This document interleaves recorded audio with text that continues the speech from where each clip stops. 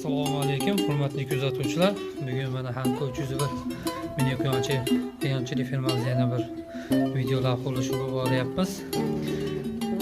Hozir sizlarga eng zo'r lavhalardan biri, ya'ni sveji, yangi tug'ilgan quyon bolalarni ko'rsatamiz. Odatda quyonlar 28 kun 30 kungacha tug'adi. Bu quyonni 19-kuni qo'shganda 19-20 kundan beri qarayapman. Kun tashlagan tug'ish kerak, tug'mayapti. Mana bugun sanamizga 32 kunlikda mana bola berdi. Sizlar bilan birgalikda ko'ramiz. Ko'rishingiz mumkin. Ikki italyanskiy toza quyonimiz. Onasi ham otasi ham ko'p. Bolalar birgalikda sanaymiz. Mana tug'ilganiga borgani 1 soat bo'lgani yo'q. Ularni birgalikda sanaymiz. Xo'sh. 1 2 3 4 5 6 7 7 quyon beribdi, maşalloh.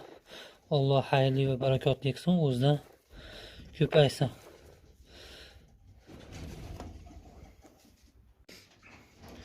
Assalomu alaykum, hurmatli kuzatuvchilar. Bugun mana Hanko 301 mini quyonchilik firmamizda yana bir video lavha ulushi boryapmiz.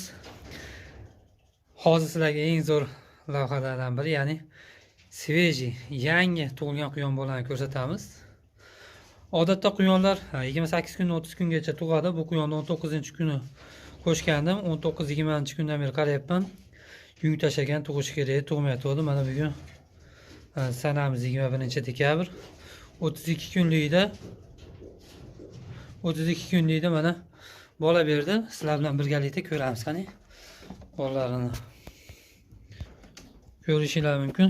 Italyanskiy toza quyonimiz. Onasi ham otasi ham ko'p.